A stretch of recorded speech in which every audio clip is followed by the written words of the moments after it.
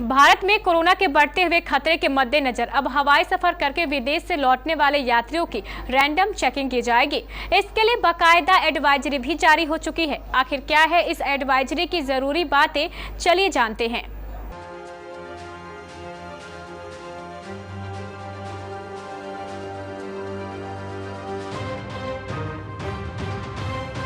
चीन में हाहाकार मचाने के बाद एक बार फिर से कोरोना ने भारत का रुख कर लिया है। इस बीच भारत सरकार और स्वास्थ्य मंत्रालय अलर्ट मोड पर है, क्योंकि 2020 का वो भयावह मंजर कोई भी भुला नहीं पाया है। इस बार कोरोना ज्यादा न बढ़े, इस वजह से इसके मूल कारण पर ध्यान देना बहुत जरूरी है।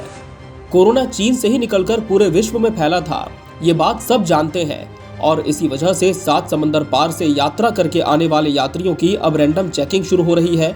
24 दिसंबर यानी शनिवार से सभी एयरपोर्ट्स पर इंटरनेशनल उड़ानों से हवाई सफर करके भारत लौट रहे लोगों की आपात चेकिंग की जाएगी।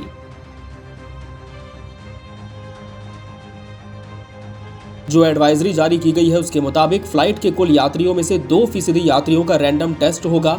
स्वास्थ्य मंत्रालय की ओर से नागरिक उड्डयन मंत्रालय को लिखी चिट्ठी में कहा गया था कि इंटरनेशनल उड़ानों से आने वाले यात्रियों में से 2% का 24 दिसंबर से रैंडम कोरोना टेस्ट किया जाएगा।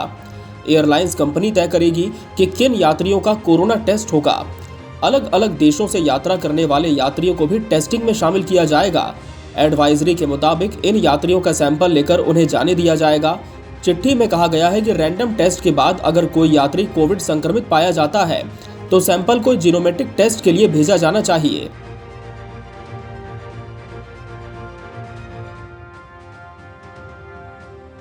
एडवाइजरी की जरूरी बातों पर गौर करें तो अंतर्राष्ट्रीय उड़ानों के यात्रियों में से केवल 2% का रैंडम कोरोना टेस्ट होगा। संबंधित एयरलाइंस ही रैंडम टेस्टिंग के लिए यात्रियों को चुनेंगी। इसमें ज्यादातर उन यात्रियों को शामिल किया जाएगा जो अलग अलग देशों से यात्रा कर लौटे हैं। उनका सैंपल लेने के बाद एयरपोर्ट से बाहर जाने दिया जाएगा। टेस्टिंग के दौरान अगर यात्री कोरोना पॉजिटिव पाया जाता है तो उसका सैंपल जीनोम सीक्वेंसिंग के लिए भेजा जाएगा। कोरोना पॉजिटिव यात्रियों को प्रोटोकॉल के तहत आइसोलेट किया जाएगा। हालांकि रैंडम टेस्टिंग से 12 साल से कम उम्र के बच्चों को छूट दी गई है। एडवाइजरी में सभी यात्रियों से खुद की देखभाल करने की हिदायत दी गई है। साथ ही कोरोना का लक्षण पाए जाने पर उसकी रिपोर्ट नेशनल हेल्पलाइन नंबर 1075 पर करने को कहा गया है। बहरहाल उम्मीद यही की जा रही है कि इस रैंडम टेस्टिंग में यात्री भी एयरपोर्ट अथॉरिटी का सहयोग करें और संक्रमण के फैलाव को होने से रोकने में सहभागी हों।